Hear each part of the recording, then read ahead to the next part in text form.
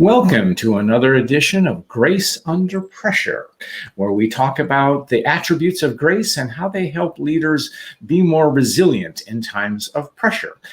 Grace is often the soft stuff that we kind of ignore, the caring for others, the commitment, the respect we show one another. And my guest today is David Cohen, who has some interesting perspectives on grace and very much more. So welcome, David. Pleasure to be here. Thank you for inviting me. Great. David, I want to tell the audience a little bit about you. You are a visionary, and you help organizations anchor their purpose and move forward, especially now we're in their age of VUCA, which is, would you tell me what that is? Because I always get the acronym wrong. I get it wrong too. So it's volatile, confusing, but it's a military term that says under pressure. Got it. When things are going wrong, chaos is happening. What do you do? Cool. You started your career as a teacher, and then you moved into consulting, and you work with some of the biggest corporations in the world. You are based in Toronto, and you have worked throughout the world, including the Middle East. And you still teach because you teach in universities, the Queen's University, and you teach labor relations, and you've taught at York University, all these great places. You also, like me, are a member of Marshall Goldsmith 100. So, David, it's a pleasure to have you, and thank you for coming on today. Thanks for the opportunity. A lot of our world is turned upside down, David. So what are you hearing from those with whom you work about our world? What are they worried about, and what's going forward? So I think people are worried about the future, obviously, and what's going to happen, what's going to have to change in order to sustain their success.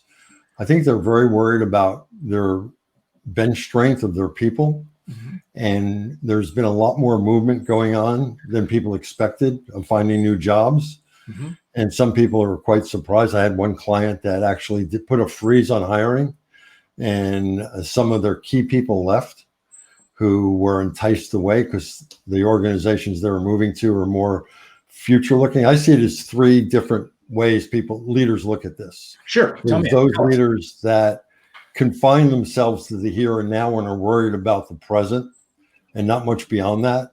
Mm-hmm. So they have sort of a nearsighted vision of not really moving forward. There's those leaders who are still trying to execute their business plan and are inadvertently putting pressure on some of their managers lower down the ranks without even knowing it, because the feedback I'm getting from some people I've talked to is middle managers who never were micromanaging or suddenly micromanaging. And then you have your leaders who say, this is an opportunity to rethink everything we have done. Staff have always considered there's better ways, better standard operating procedures, different ways of doing things. And now let's give them the opportunity to do that.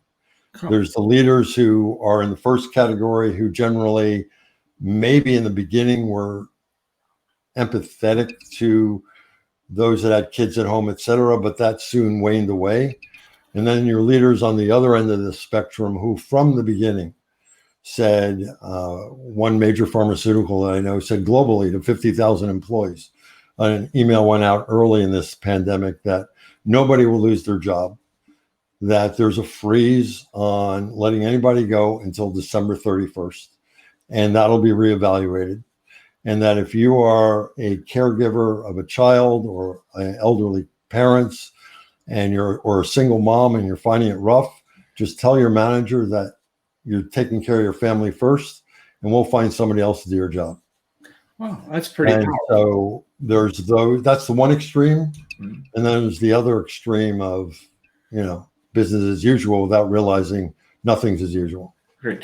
You mentioned something, and it's not uncommon, but I'm almost surprised you mentioned it in terms of our pandemic, and that was bench strength. And you did give one example where people are leaving because the pastures are greener. Is there something else which is eroding bench strength, or is it because we're changing? What's your perception on that, David? I just think that there's a lot of people that are the future-looking organizations that said, who are the people that we know of, heard about, that maybe are at a company now where they're not as happy as they once were when things were live, in person, more dynamic. And maybe we can entice them away by telling them what we're doing for our people and what the future looks like, and that we're looking to the future to change things, and they can be part of that change. And they're maybe working in a stagnant organization, worried about the current, not the future. And so I have seen a lot of CHROs who have moved in the last 2 months, who are coming up on LinkedIn, that they have new jobs, some of whom, I've talked to, and they just see this as a normal opportunity for their professional growth. Right. So things are happening out there that are kind of unexpected, because I don't think anybody anticipated that. Interesting. I was going to ask you a question about resilience, which I've talked to lots of folks about. And then you say, I don't teach resilience. I focus on values. So, and then I'm thinking, wait a minute. I think there's a connection between the two. Would you agree? So. I think there's a huge connection between the two. I think when times are tough, or you are conflicted about doing the right thing, or you're at a crossroads, you'll sleep well at night if you live your values. You'll lose sleep at night if you don't live your values knowing you should have. Yeah. So I think that one can re-energize.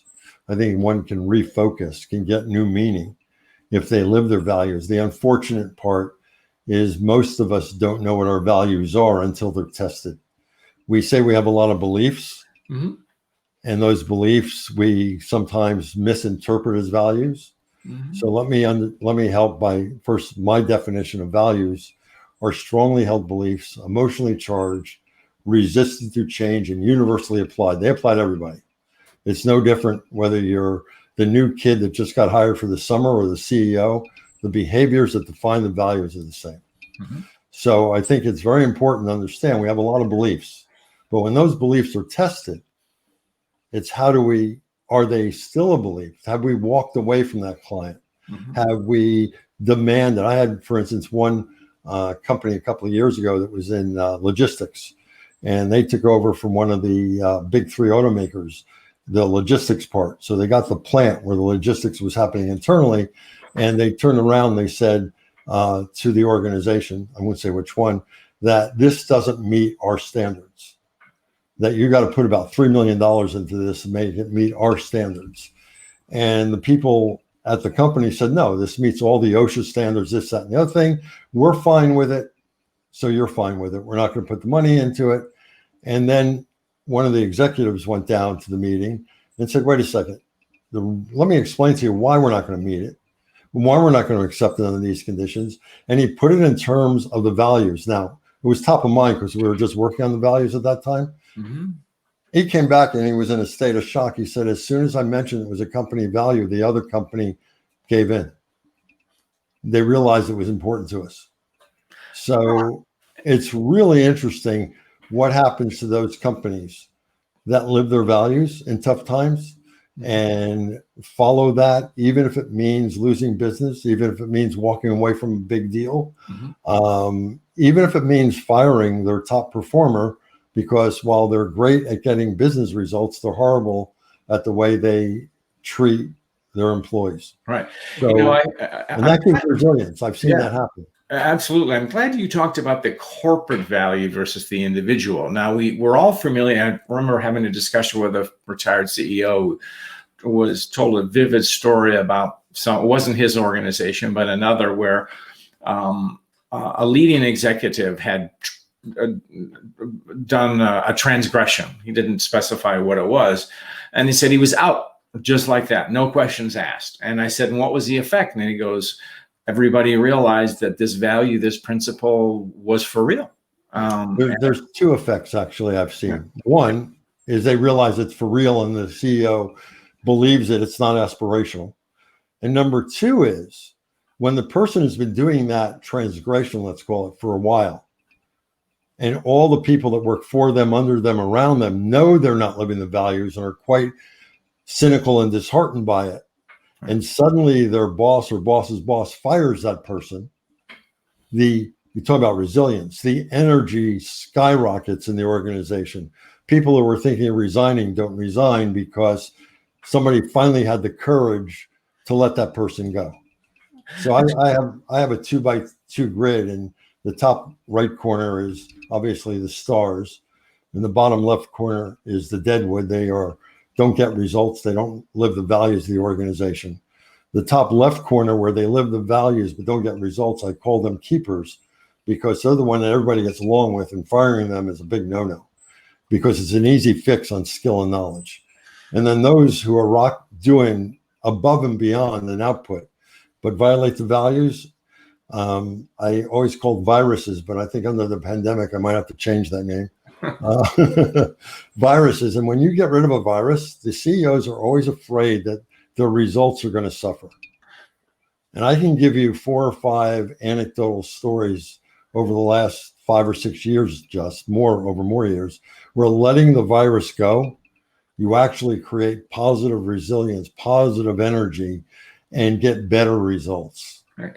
I like how you've equated or talked about the symbiotic nature between values and resilience, because resilience is that ability to bend, but also flex and also move forward. And values are your lodestone. So the other thing that I think is entwined in this, and I know you teach it, it's purpose. Purpose. Well, purpose is, I guess, the new word for vision. Mm-hmm. What we called in organizational behavior or HR or telemanagement, vision has now become purpose. Mm-hmm. To me, in order for that purpose or vision to be important, it's got to be something that is that carrot at the end of the stick that you're probably never going to achieve while you're at work, but you've got a passion to achieve. Yeah. And I like that. Always moving towards it. And once you have that purpose and you have the values that you know that you live them, mm-hmm. you'll be happy with your life. You'll be content. When the organization aligns and people and the organization values and their purposes together, anything can happen. It's a very positive environment. I'm glad that you talked about, you said something about when values are aspirational, they may not be followed, but by nature, purpose, vision is aspirational. I define it as a sense of becoming. So because we never really may achieve it, our vision, it's a process of continuing to grow. Well, it's important that you have to understand. I mean, this gets back to my previous careers, but a person, it is human nature, and I've seen this around the globe. I mean, I've been on. There's 2 continents I haven't visited yet: Australia and Antarctica. So the first I want to get to. The second, maybe. Yeah, maybe. If I go to Australia, maybe I'll jump off to Antarctica. Yeah. But it's a long way. Human nature is we want to do something that's more meaningful than just ourselves. We want to give to something larger than ourselves. Mm-hmm. And so that's the aspirational part. Mm-hmm. But the anchor is doing it the right way. Doing it in a way that I feel that I have integrity. I wrote an article a while back, and it's in my book, Inside the Box. Integrity is not a value, which drives people nuts. Because everybody, if you look at the Fortune 500, probably 80% have integrity as a value. Mm-hmm. But if you define integrity, it means doing the right thing, doing what you say you're going to do, whatever that is. Well, you say you're going to do your other values. But if you don't live one of your values, you don't have integrity. So integrity is the sum total of living one's values. It's the result of living one's values. It's not a value unto itself. Okay. So now I've had clients that insisted integrity be a value, and we worked it through, but it's very hard to then define the behaviors of integrity different from the other behaviors. Right. And so to me, the easiest way of doing it is integrity is the outcome of living one's values.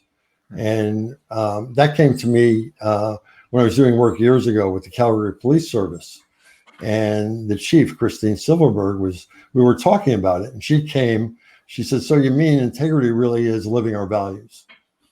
So the way they worded it back then was the officers of the Calgary Police Service will have integrity when we live our values in every day and every incident. And then they listed their values. That's a great way to phrase it. Getting back to purpose here for a second, and we all yes, it's almost standard definition. We all like to work with something greater than ourselves.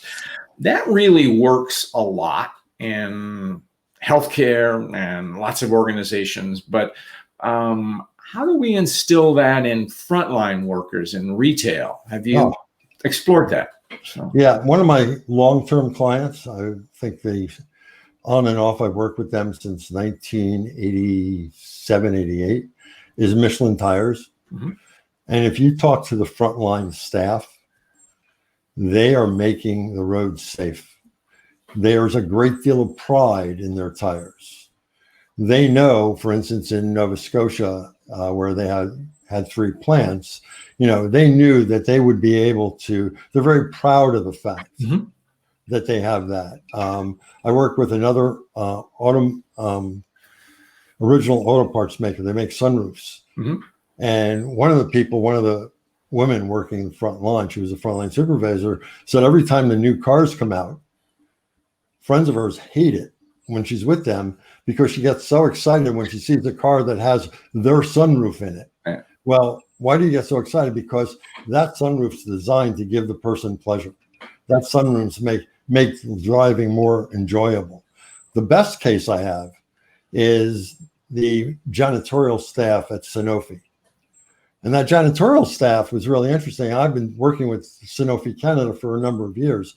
And we were doing a focus group on some of their behaviors and the importance. And one of the young men who came to the group late apologized for being there late. And one of the guys who'd been there for a long time said that they were the most important people in the organization. And I said, well, what do you mean by that? And they said, well, if we don't clean the bathrooms, if we don't fix a leak in the roof, this gentleman was late because he was fixing an incubator thermostat. He says, we can cause a scientist who's working on a new vaccine to have a concussion and lose 6 months of research. If it wasn't for us, this place would close down. Okay. And they took a great deal of, now this is a unionized group that back then would always threaten to go on strike, but never would. Yeah, that's a great, because they wouldn't shut it down. Yeah, that's a great story. And I've heard the same akin to healthcare, hospitals or janitorial staff. That kind of, what are you doing is, well, I'm making it safer for staff and patients and they understand the sanitation process. I mean, a cumulative effect and how they play a role in there. And that's a management responsibility, is it not, to communicate that? So. That the management is not ingraining that from the interview process. See, I believe the interview process is the beginning of onboarding. Even before that, when you're invited in, is part of it, because they're making a decision about you as well as you making a decision about them. And that decision is how do they feel? What's the experience? Mm-hmm. So if you are like at Sanofi, when it was Sanofi Pasteur or Connaught Labs in the old days, their vision was to make the world safer for children through vaccines. Mm-hmm. Well, if I'm the janitorial staff and I'm going to cause that scientist to get hurt, I've just prevented children from getting better. Mm. And that is ingrained in there. Now things have changed because now it's Sanofi. It's not Sanofi Pasteur. Yeah. It's now owned by the French. So things have changed slightly. Sure. But there's still that passion there, because the other thing about culture and purpose, people don't lose it. People don't lose it. And it's passed on from generation of employee to next generation. Right. I'm intrigued by you saying that. I liked how you talk about the culture actually beginning with the interview process. So how would one assess this? Is it a matter of character, or what is it, the questions you ask, or what's your? I believe that you have to hire for fit the culture, mm-hmm. because you know what the behaviors of your culture are. Yeah. And people do not change their values. Values change very slowly over time. And as a result, whenever I hear about a consultant coming in or a CEO coming in, we're going to change our culture, I said, my God, they're changing their values. They're going to scare the inmates who've been very successful with those values. So you need to identify what those values are behaviorally, and then ask a series of structured behavioral interview questions specific to the values. Now, the objection to that is you're going to hire people that are all the same. No. people that come from all different religions, people that grew up in different geographies in the world, people that went to university and people that didn't go to university, all can fall within that set of parameters for those behaviors. What you're having by hiring people that fit that value paradigm is you have people that are going to make decisions and treat each other in a way that they get along and trust one another, respect one another. Because if you start hiring an outlier, somebody who is antithetical to the values, and they start behaving differently than what's accepted norms, nobody's going to get along with them. Nobody's going to trust them. So you need to, in my opinion, you need to know what those are. Most organizations don't, but you need to know what they are and make sure there's a program that structures the training of anybody who's a hiring manager so they understand that, because the hiring manager is the one ultimately responsible for that decision. Right. Now I'm going to flip it back into your professorial stance, and because the question I'm going to ask gets to the Socratic method. What's the one question leaders, executives need to ask in their organization? So. I think the one question that we have to ask leaders in order for us to understand, for them to understand the importance of this, is a very simple one. Don't ask about values. Don't ask about behaviors, because then you're talking about HR, bunny hugging, tree kissing stuff. Ask about your legacy. Get right to their ego. What's the legacy? And the way I word that is, you're retired. You just retired a couple of months ago. You're with your family in somewhere in Europe, assuming there's no COVID, and you're at a cafe in Paris, and you overhear the table next to you, and some young person is all excited about going back, and they're going to start work, and they're starting at your company, and they're talking in glowing terms about why it's wonderful to work there. What do you want to hear? What's that legacy you want to leave behind? Yeah. And they connect it pretty quick to their core of who they are and what they want to be. I've thought about the topic of legacy and had discussions with it, and written about it myself. And I like to say that we traditionally, just as you said, we think of legacy as the golden watch, or 50-year service and you're out. Of course, our world has changed greatly because nobody wears a watch anyway. But aside from that, you got a golden iPod. Yeah, that's true. But seriously, I like to think of legacy as begins on day one with your organization, and when you phrase it that way, I think it's the pluses and the minuses, and we hope that the pluses outweigh the minuses, because none of us are perfect. Does that resonate with your? Yes. Yeah. But by doing that, you also begin to realize when that person starts talking about the legacy, they begin to have an aha moment that maybe I'm not doing everything the way I should. And people around me are not. I had one CEO of one of the major banks in North America.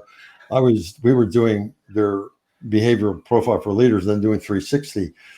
He got some feedback he didn't really like. And I'm coaching and I'm sitting there. And all of a sudden I had a realization that he would put an idea out there just as an idea. People were so scared of him that within 2 weeks, that idea had a plan. And he never wanted it to happen. He just threw it out there to start a conversation. And I said, well, if you look at the scores, you realize that they are either in awe of you or scared of you. Hmm. And so therefore, whatever you say is either, oh my God, I better do it, or it's the golden rule, so I better do it. Right. And so you say jump and they say how high. Right. And he says, I don't want that to happen. And as we're talking, he says, oh my God, I do that with my kids too. Yeah. And that's a behavior that is hard to change. And it's something which is, when they start realizing that, when a leader realizes that, they have that epiphany, then they begin to realize, there's certain things in this organization we got to stop doing. And it starts with me. Yeah. And as our friend Marshall Goldsmith often says, the change begins with the person in the mirror. So yes, you just put that on LinkedIn today. Yeah, exactly. And but what happens if that mirror is cracked? Well, you get a distorted view. Now, there's one other thing I do want to mention about values. Yeah. There's a concept of significant emotional events, and when a significant emotional event happens, our values don't evolve, they change instantaneously. And my concern is that with the pandemic, yes, some leaders have gone through a significant emotional event. sure. Without even knowing it, their behaviors might be changing. Mm-hmm. They haven't said that to their staff or their employees. So they're now on a path to a new set of behaviors, and everybody's stuck on the old behaviors. And the leader's looking back and saying, well, I don't want anybody acting that way anymore. That leader has to have enough awareness to say, this event has changed me in this way. And what was acceptable once is not acceptable anymore. That's a great thought, and almost the failure to change in the face of a monumental, significant event like the pandemic, plus the economic crisis, plus climate change, social injustice, and all of that. You'd be a fool not to change. So, Here's the problem. However, I just posted an article on LinkedIn about a couple hours ago that is an article I wrote in 2005 about what were the top priorities for HR in the coming year, 2006. Mm-hmm. Two of them have been the same every year. And one is diversity and inclusion, and the other one is the pipeline, the talent pipeline. So my question at the end of the article, I posted it, is basically, if not now, when and who? Because we've talked long enough about those issues. I feel that with the pipeline, HR has done a pretty good job, and that they just don't have that marketing courage to brag about their success. Right. So CEOs still worry about it, though they're doing a good job. Mm-hmm. But the one on diversity, that is a intrinsic behavior change that training is not going to change. Training is, will make you aware for about an hour, and then when you go back to your workspace, you kick right back in. Right. And the only place that I know of where it was an emotional change was when it was led by the CEO at Hallmark Cards many years ago, long before this crisis. Right. I was doing work with them about 18 years ago, and heard the story on how they evolved and how they focused on it. And it was the CEO who actually taught each of the courses. Yeah, that's powerful. And that's powerful. Yeah, and so often, and you mentioned HR, but it's too often. And I have a colleague, Elena Love, who I've spoken to about. She likes the concept of when we get to diversity, but it's stop. The pushback is, well, we can't find anybody. And where are you looking?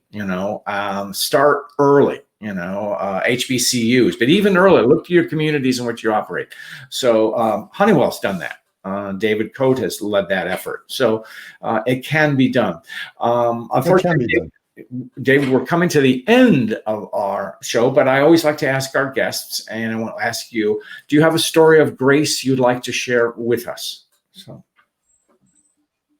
grace to me was always my father. The man grew up in the slums of Newark, New Jersey.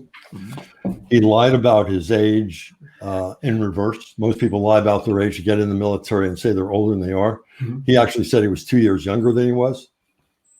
He also needed glasses. Luckily, one of his friends was an optometrist, so he memorized the eye chart, and he got in.